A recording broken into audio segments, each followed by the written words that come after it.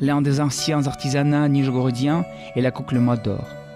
Il a vu le jour à l'époque du grand peuplement de la terre nijgorodienne, suivi de l'arrivée des vieux croyants des îles Solovki.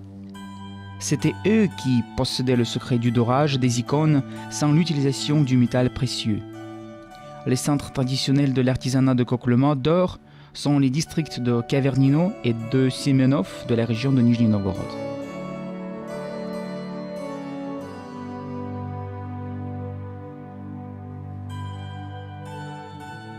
L'histoire de cet artisanat unique qui consiste en peinture de Coklema sur bois compte 300 d'années. Ces régions étaient toujours riches en bois, la matière première indispensable pour ce métier. La vaisselle en bois représentait de tout temps un élément nécessaire de la vie quotidienne. On pouvait voir un cuiller et une jatte sur la table de boyards, à la cuisine de paysans et dans le ménage royal. Un cuiller ou une puisette artistement ornée était considéré comme cadeau.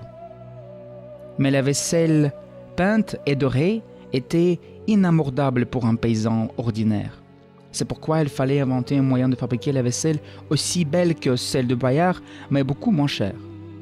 Ainsi, le secret des vieux croyants était-il appliqué. À partir de ce moment-là, on parle de la vaisselle peinte de Coklema.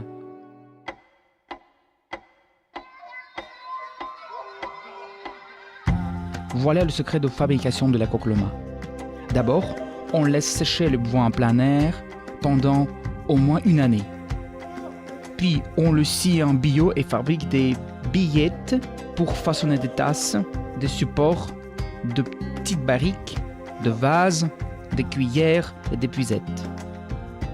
La vaisselle pas peinte est appelée blanche.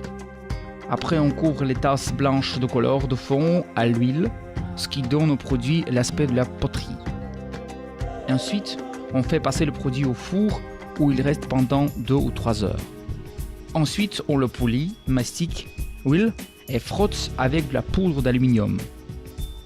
Les tasses étamées de cette façon acquièrent un éclat main pareil à l'argent et passent à l'atelier de peinture. Les produits peints subissent 2 ou 3 vernissages avec le traitement thermique entre eux. Et voilà que l'argent se transforme en or, ce qui donne aux coupes et aux vases l'air de la vaisselle dorée, précieuse et de qualité.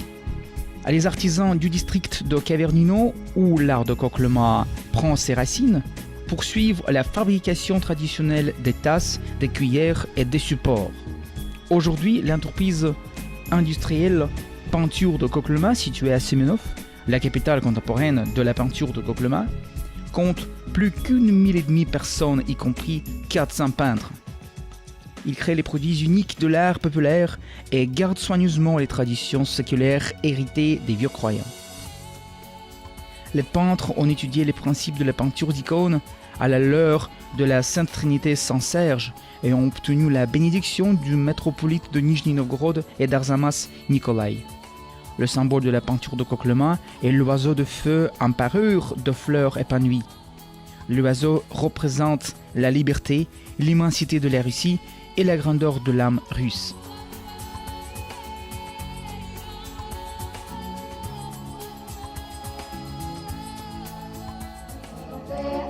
Chaque année à Semenov se passe le festival traditionnel de l'artisanat d'art avec les divertissements, les chants et les danses populaires. À ce moment, la capitale de la Coklema d'or réunit les maîtres de tous les pays de la région de Nijni Novgorod.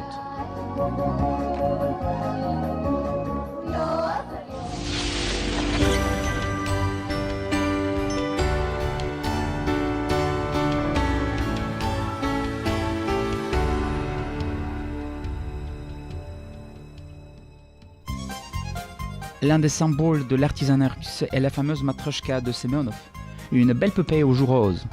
La production artisanale de cette poupée peinte en bois est née dans les régions de Nijni Novgorod au début du XXe siècle.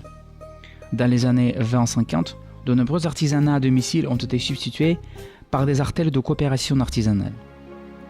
Plus tard, ils se sont réunis à une grande entreprise industrielle peinture de Semenov, spécialisée en production des jouets, des souvenirs et de la fameuse belle russe. La matrioshka de Semenov est connue dans le monde entier.